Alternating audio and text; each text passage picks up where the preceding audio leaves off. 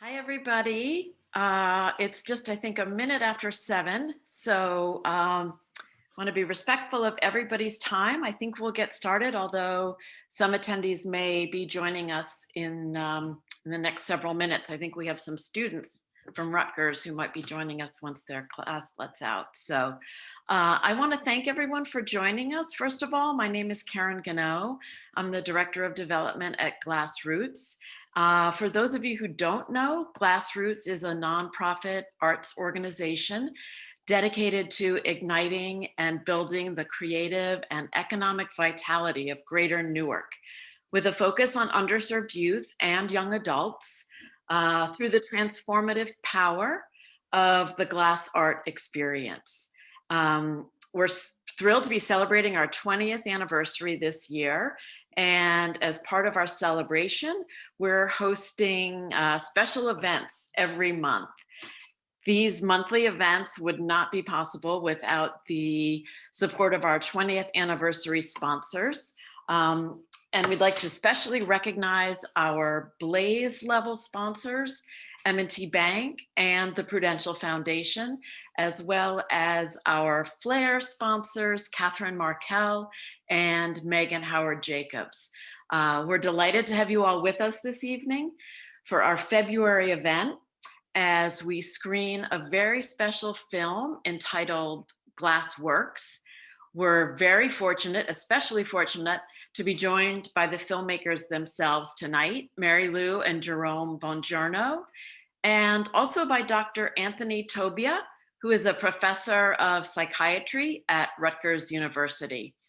So before we get started, I'd like to introduce my colleague, Lisa Duggan, who will say a few words. Lisa?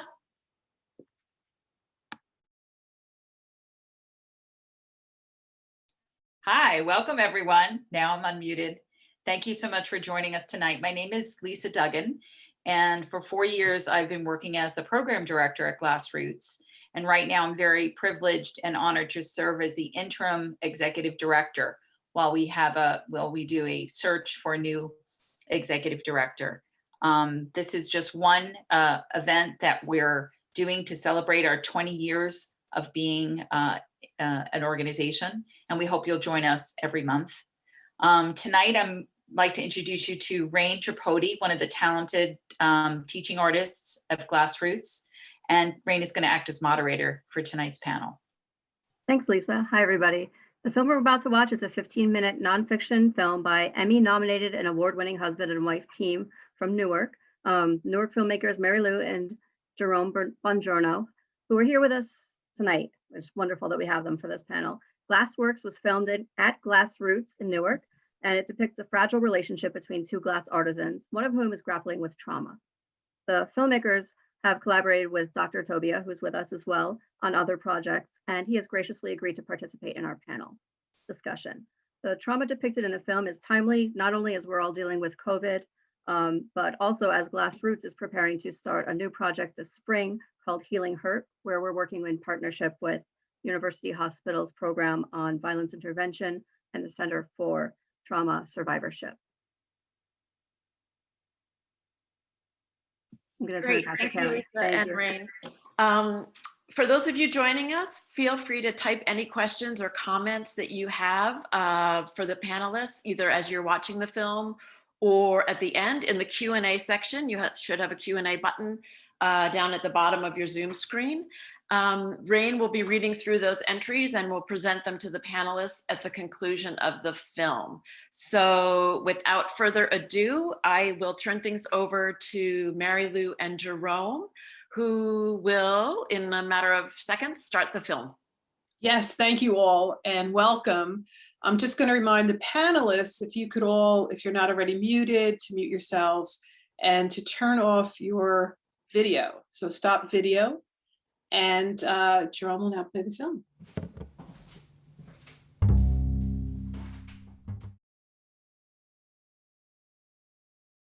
Yes, and if everyone, panelists could unmute and turn your video back on, that would be great. Thank you. So we're back. I love so many things about that short film. So everyone who's tuned in, if you can please look at the bottom of your screen to the Q&A section, if you can enter any questions you have for the filmmakers or for Dr. Tobia in the Q&A, that would be great. I'll start us off, and I just wanted to ask, what inspired you to make a film about trauma and glass making? Well, we've been doing a bunch of short films inspired by the poet Rimbaud. And in fact, our collection of those short films is called Illuminations. And we took that title after Rimbaud's book called Illuminations. And some of the lines from Rimbaud's poetry inspired this film, Glassworks. And they came from one of his poems called Guerre, which is French for war. And for instance, one line goes like this: I dream of a war of right and might, of unlooked for logic. And another inspirational line for Ellen's voiceover was, and I really love this, it's as simple as a musical phrase. Thank you. So I also want to ask, excuse me, Dr. Tobia, can you tell us anything about what we were seeing in terms of the trauma that was being expressed? Yeah, I think what was most evident to me is the human aspect of the portrayal here. Many of us, especially in academics, especially when we talk to people who are suffering from illnesses like post-traumatic stress disorder, begin to build a checklist in our heads that are published criteria so that we can make a diagnosis. And what you see here is just behavior, and more specifically, interpersonal behavior that, quite frankly, defies the artificial categorization of these traits that would define PTSD. So the human element was just overwhelming here. This is the way PTSD actually looks, despite what the textbooks usually tell us, or the case vignettes and all those wonderful certified exams usually depict. So kudos, you really captured it here. Thank you. I have a question from Roger Tucker asking Dr. Tobia, how long has glass art been used in trauma therapy? So generally speaking, I don't know of glass art specifically with regard to trauma therapy. Art therapy in particular has been around for decades. And whether glass is used as part or not, I think that the main thing is, and we just got actually done talking about this in a different session, there are some aspects of trauma that unfortunately do not allow us to verbalize our inner state, whether it rises to PTSD or whether it's just post-traumatic stress in general. And in such circumstances, usually nonverbal therapies like art therapy, which of course may include glassmaking, are found to be, I think, more effective, especially in cases in which the more traditional talk therapies are rendered ineffective. Thank you. That's really fascinating. So my question to all three of you is, how did you hear about GlassRoots? How did GlassRoots come to be a part of this film? Well, I'll jump in. I mean, living in Newark, we've been fans for a very, very long time. And GlassRoots, I mean, we're so fortunate to have you here serving the community and all of us and creating such beautiful pieces. So it was a no-brainer for us to want to film there. We're very grateful for that opportunity.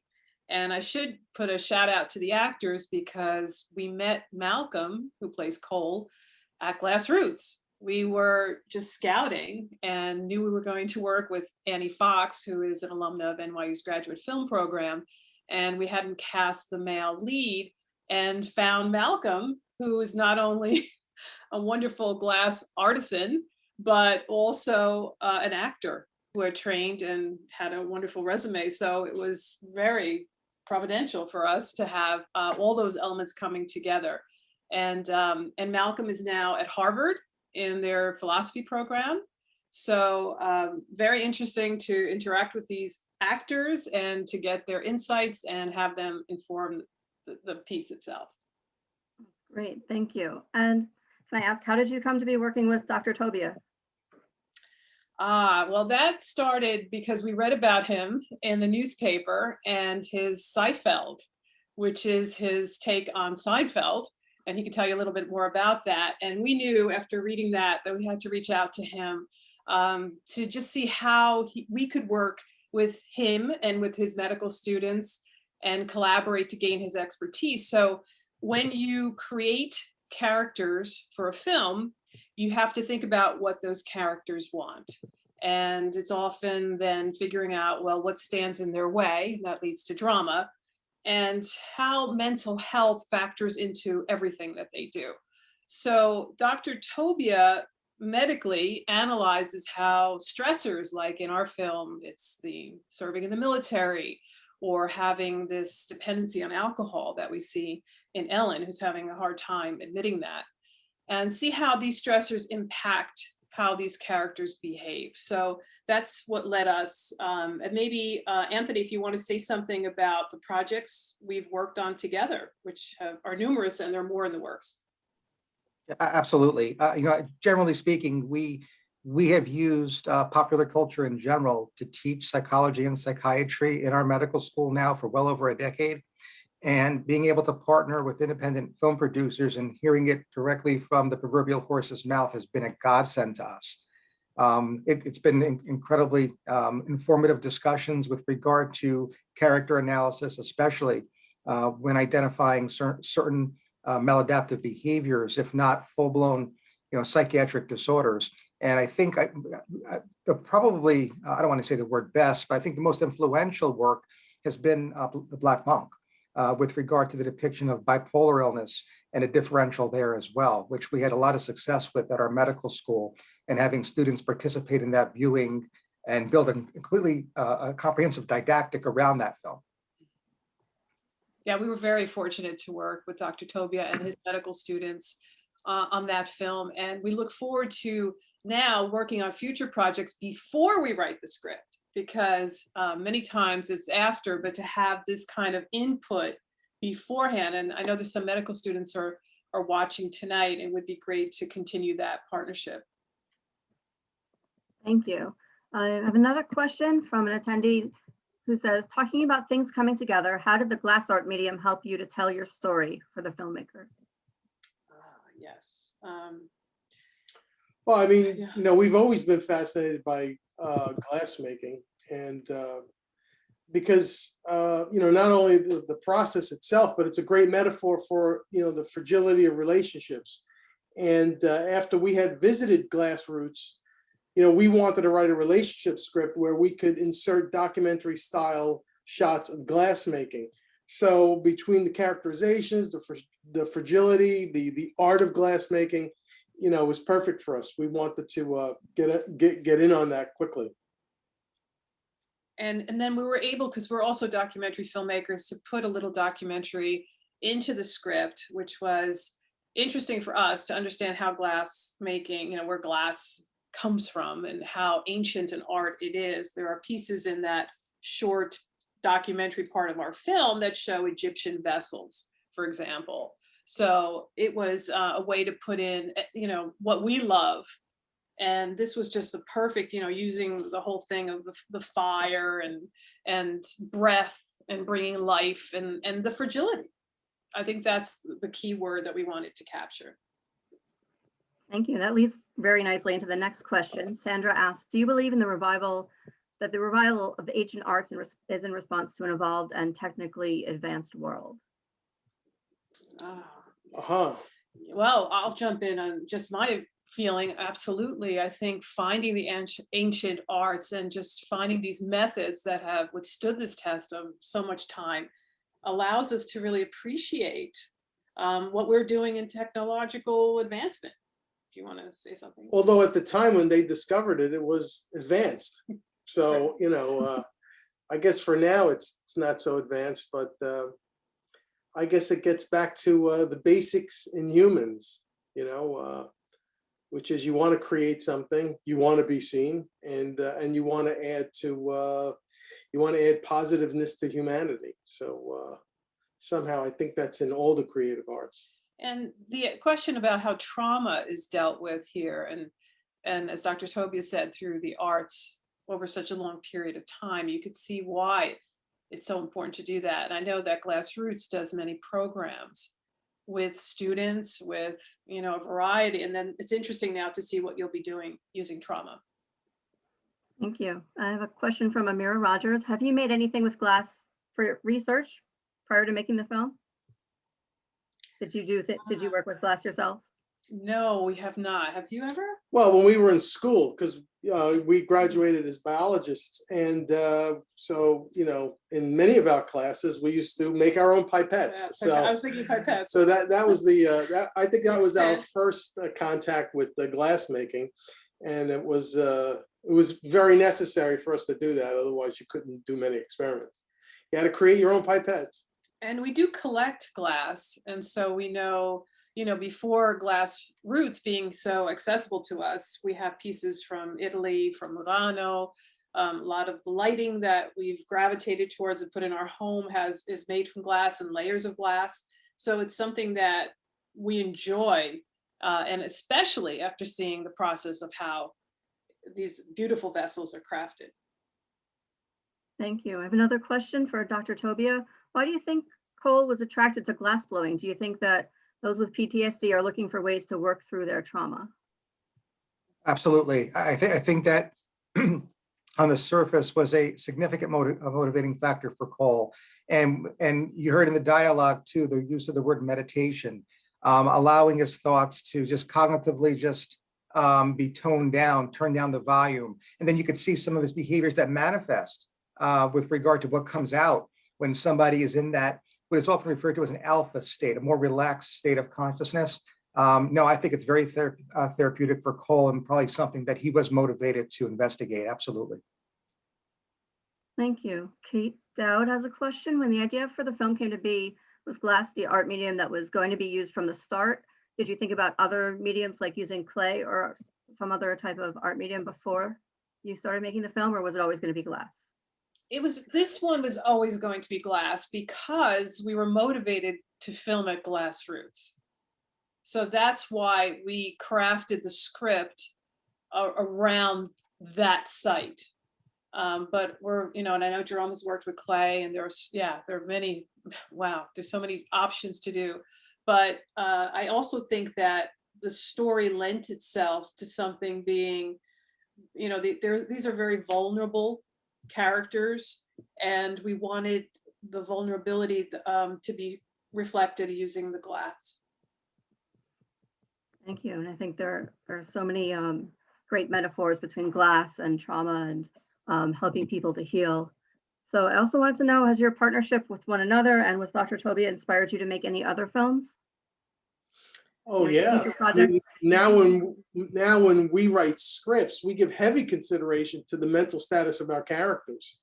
In fact, we're collaborating with Dr. Tobia on new film projects that will be informed by him and hopefully his medical students. So the idea of what's going on inside the head has really has really surged to the forefront when we start writing our scripts now.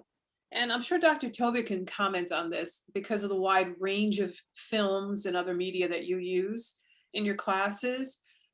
It's not difficult to look at any film, most films, and start asking what's happening from a mental health point of view. Yeah, no, I think that's 100% accurate, even if the depiction itself isn't. These are incredible media to use, to investigate, to analyze, and therefore teach, especially when facilitated by individuals in our Department of Psychiatry. No doubt about that. I will mention one thing though, and we mentioned about the potential for future potential projects between us, and certainly, you know me, I'm a huge fan, and we'll look forward to that. I trade in my white coat to my director's hat very quickly. Having said that, though, the one thing I do want to mention, and I know Marylou and Jerome are not expecting me to say this, so this is a little bit impromptu. What they do with regard to their films, and I've asked them about this, has not been informed, but it amazes me how clinically accurate they are nonetheless. And we went back to the Black Month. We see it again here. The question was with regard to the choice of glass as a medium. Glass is an incredible metaphor for the plasticity of the human brain. And it was the absolute right medium to pick with regard to this particular film instead of clay, instead of other mediums per se. So I look forward to a lot of future collaboration, but quite frankly, I mean, this film pair actually has it down right. I think the first collaboration we had with regard to adopting a didactic was The Black Monk, but this is another example. This is a wonderful film. It is incredibly well depicted with regard to post-traumatic stress disorder, and the use of the medium of glass was a can't miss here. Wow, we appreciate that, Anthony, especially because we also maybe can mention how we also worked with you on The Rule, which is a documentary dealing with St. Benedict's Prep, right down the road from GlassRoots. So in that, maybe that was more obvious because counseling was such a key part of that film, and you saw it with the students, and some of your medical students then went and interned there and worked with that. So that, yeah, so that was a more obvious way to work together. But yeah, the fictional material is really what's exciting for us too, as a way to have you inform them so that we can, you know, hash this out before we get into the filming, the production phase. And the feedback from the learners have been extraordinary. They really have. They really do appreciate being able to actually have that experiential component with regard to these independent films and how they do depict the very things that they're tested on and are really required to remember in their future practice, whether it's psychiatry or whether it's a non-psychiatric practice. Thank you. Dr. Tobia, there's another question for you. Someone is asking, what causes trauma? Can you give is there a short answer to that? Yeah, and in 25 words or less. Trauma really is any event that results in an individual being threatened or experiencing a potentially life-threatening outcome. That's the bottom line of trauma. And of course, bio, psycho, and social factors will contribute to the event itself. So there are event factors or event centric factors, as well as individual or patient-centered factors that of course will combine to result in that given outcome, either threshold or sub-threshold. Thank you. And Emma asks, she's curious about the mental state of the female character. Why was she drawn to him? Why did she want to help or fix him? I'm going to let Dr. Tobia that one. So, you know, there's a term thrown around in addiction medicine called a codependent. I believe it's a fairly controversial term, but, you know, I'm worried about the character with regard to her past experience pertaining to her parents in that caregiver role at a very early age where she maybe doesn't know how to develop interpersonal relationships as an adult, and whether she is just looking for somebody to care for the similar way she as a child had to care for an adult alcoholic. Thank you. And the filmmakers, do you have anything, excuse me, that you'd like to add? Maybe just to that point, I mean, we were intrigued by people that we've met who have, you know, denied their problems, or, you know, as she has. I mean, she specifically says, that's why I don't drink, you know, and we've seen her drinking on the job when she's doing a very potentially dangerous job as well, right? So I think just exploring the character's issue, which is Cole with the PTSD, is one interesting part of it. But then, as this came up even with the Black Monk, it's the other characters that are interacting, like how are they affected by the main characters, you know, psychosis or whatever their issues are, their past, but also what baggage are they bringing into this relationship as they're trying to be helpful. And I think that's always been of interest to us to explore in our films, to see how these characters come together and impact each other. Thank you. Caitlin is asking, do individuals have a baseline for trauma? Meaning, are there certain events for individuals that are more traumatic compared to others? So the answer is yes. And it's always an interplay between aspects of the trauma, whether it's unexpected, whether it's severe, et cetera, as well as how that interacts with patient-centered variables, including genetic vulnerability, as well as different psychosocial factors. And again, it'll be the combination of the two. So what might be threshold and therefore eliciting post-traumatic stress disorder in the future in one individual with the same exact exposure per se, hypothetically, it may result in a subclinical response and therefore a potential of not actually resulting in PTSD. So that is true. Thank you. And another attendee is asking what is the trauma-based program at GlassRoots, and is it like the film? I guess I can answer a little bit of that. So we're going to have a trauma program in cooperation with university hospital staff who work with individuals who've experienced traumatic events. So the staff at the hospital are going to be choosing a group of people who are going to come to GlassRoots as students, and they're going to go through learning the glass blowing process and other glass making art processes with our teachers at GlassRoots. So some similarities with the film, yes. And let's see, we have lots of comments saying, thank you for all the wonderful work you do, incredibly beautiful and necessary. People love the film.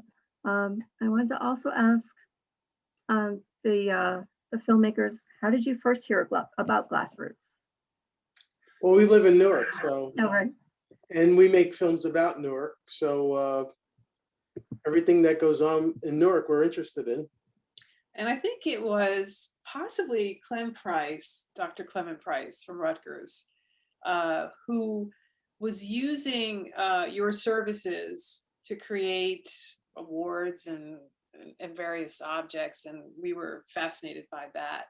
But there was also enough talk happening that we were very much aware and visited and purchased, beautiful objects from your shop and gave them as gifts, and then said, wow, this is here, right in our midst. So again, we're incredibly fortunate, having seen this in other lands and in Europe, but not in our backyard. So we're very grateful. And also, again, just to say thank you to GlassRoots for the incredible work you do, and for allowing us so freely to come in and work and figure out what we needed to do, because we had a lot of practice that we needed to do before we shot. Well, yeah, that's a great space. But two things about that space is that it can get very hot. So, sometimes when you're standing in front of the oven, you don't want the scene to go on that long. And when you have to shoot it multiple times, you don't want to damage your actors. The other thing is there's so much noise in that. So we had to do extensive tests to figure out how to capture the audio so that it wasn't overwhelmed by the very loud ambient sounds of the fans, because there's a lot of fans in there, and that just would if we didn't work on that a lot, it would have crushed the sound. And we didn't want to do automatic. We didn't want to ADR it. We didn't want to do automatic dialogue replacement. We want the production sound. So we had to do a lot of tests on the sound. But so we did it, and of course, GlassRoots allowed us to do it. So thank you for that. Right. That's also a very important part about when you choose a location, because normally on set we have absolute quiet. We don't even have air conditioners running. So this was quite a wake up for us to say, how are we going to plan this out? And of course, Malcolm was invaluable. It can be very loud at GlassRoots. It's an amazing place, though. I'm so glad that you were able to feature us in the film. It was really wonderful. I also wanted to ask for you and for Dr. Tobia, I love the part where he's talking about having difficulty focusing, and she's teaching him and says, meditate on the glass. She gives him a mantra that the glass is even. Can you talk a little bit about the role of meditation in working with people who've experienced trauma? Yeah, I mean, meditation in and of itself can be a prescribed modality for any anxiety disorder, including post-traumatic stress disorder. So, I mean, that's as straightforward as we can make it. There is evidence in the medical literature about the efficacy of meditation and even hypnotherapy with regard to aspects of anxiety in general, as well as PTSD in particular. that certainly is often prescribed, certainly in conjunction with FDA-approved medications as part of a biopsychosocial treatment plan. But I think what's captured in that scene really is a maneuver, which may or may not be part of meditation per se, and that is just grounding and just focusing on something so as to tune everything out, turn down the volume of the noise, and just focus and be mindful. And we hear a lot about mindfulness today, and that could be its own modality, but it could certainly be an element or a component of just your every hour of your day, your particular day. And I think that's what this is, the real selling point for me with regard to that particular scene, is the mindfulness and being in the here and now, and just the focusing on something, in this case, the glass, because of its metaphor, with regard to becoming grounded and therefore having that very anxiolytic effect. Thank you. And glass definitely demands people's attention, that they pay attention and be present with it. You can't be losing your attention while you're working with glass. Marylou and Jerome, did you have that in mind when you were crafting that scene?